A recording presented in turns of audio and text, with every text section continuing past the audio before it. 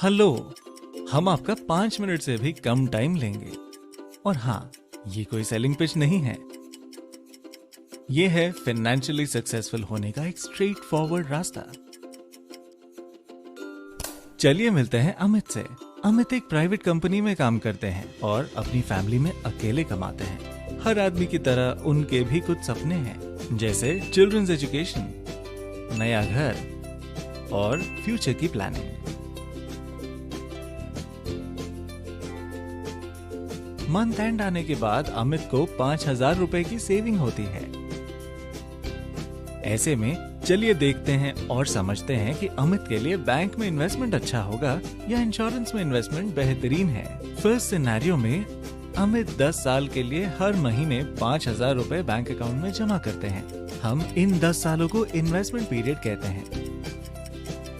मानिए अमित अपने पैसे नहीं निकालते हुए अगले 10 साल तक बैंक अकाउंट में रहने देते हैं। हम इन एडिशनल 10 सालों को वेटिंग पीरियड कहते हैं। इसलिए 20 साल बाद उनके पास 6 लाख रुपए प्लस इंटरेस्ट होगा। चलिए दूसरे सिनेरियो में देखते हैं कि अगर अमित अपने सेविंग्स बैंक में ना डिपॉजिट करके इंश्योरेंस अकाउंट में डिपॉजिट करते हैं तो क्या होता है।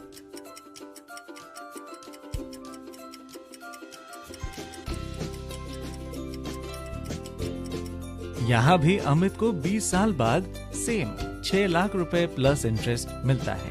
अब चलिए देखते हैं कि इंश्योरेंस सेविंग्स प्लान में इन्वेस्टमेंट करने पर अमित को क्या एडिशनल फायदे मिलेंगे।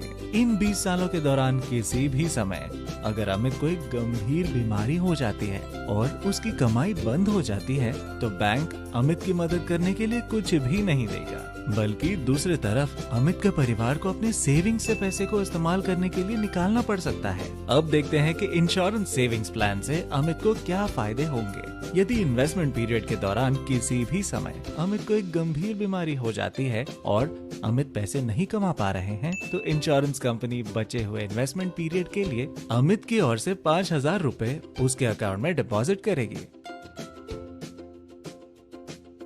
आजकल बहुत से युवाओं को डायबिटीज और हार्ट अटैक जैसी बीमारियां होने लगी हैं। अगर अमित को एंजियोप्लास्टी या किडनी ट्रांसप्लांट जैसे किसी बड़े इलाज की जरूरत पड़ती है तो उसके लिए उसे पहले अस्पताल में भर्ती होना पड़ेगा। ऐसे में अमित या अमित के परिवार को अपने सेविंग से पैसे निकालने पड़ सकते हैं। अमित अगर सरकारी अस्पताल में भर्ती होते हैं तो भी उन्हें 3 से 4 लाख रुपए का खर्चा होगा। लेकिन अगर अमित के पास इंश्योरेंस सेविंग्स प्लान है और 20 साल के इस पूरे समय के दौरान कभी भी अमित अस्पताल में भर्ती होते हैं और उन्हें किसी सर्जरी की जरूरत होती है तो इंश्योरेंस कंपनी द्वारा उन्हें अस्पताल में भर्ती होने और सर्जरी के खर्च मिलाकर कुल 4.5 लाख रुपए तक हर साल कवर दिया जाएगा। अगर इस दौरान किसी भी समय साधारण स्थिति या दुर्घटना के कारण अमित की मौत होती है तो उसके परिवार वाले केवल उस समय तक के उसके बैंक खाते में जमा किए हुए पैसे को ही निकाल पाएंगे। क्योंकि अमित अपने परिवार में अकेले कमाने वाले थे, इसलिए उनके परिवार वालों को अपनी इच्छाओं से समझौता करना पड़ सकता है। लेकिन अगर अमित के पास इंश्योरेंस सेविंग्स प्लान है तो उनके परिवार को 12 लाख रुपए प्लस इंटरेस्ट नेचुरल कारणों से गुजर जाने पर और 18 लाख रुपए प्लस इंटरेस्ट दुर्घटना से गुजर जाने पर प्राप्त होगा। एक बैंक अकाउंट में इन्वेस्टमेंट करने से अमित को टैक्स में कोई फायदा नहीं देगा, जबकि इंश्योरेंस सेविंग्स प्लान खरीदने के बाद अमित इनकम टैक्स की धारा 80C और धारा 10D के तहत इनकम टैक्स के फायदे का आनंद ले सकते हैं।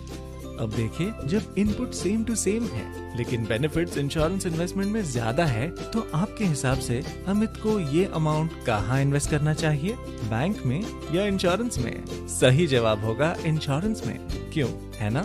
इसलिए एक सेविंग्स लाइफ इंश्योरेंस प्लान में इन्वेस्ट करके अमित को और उनके परिवार को बैंक में रेगुलर सेविंग करने की तुलना में कई और फायदे मिले और इस तरह अमित ने न केवल अपने और अपने परिवार का फाइनेंशियल फ्यूचर सिक्योर किया बल्कि लाइफ में सुकून को भी भरपूर जगह दे दी ताकि उनके और उनके परिवार की खुशियों को किसी की नजर ना लगे।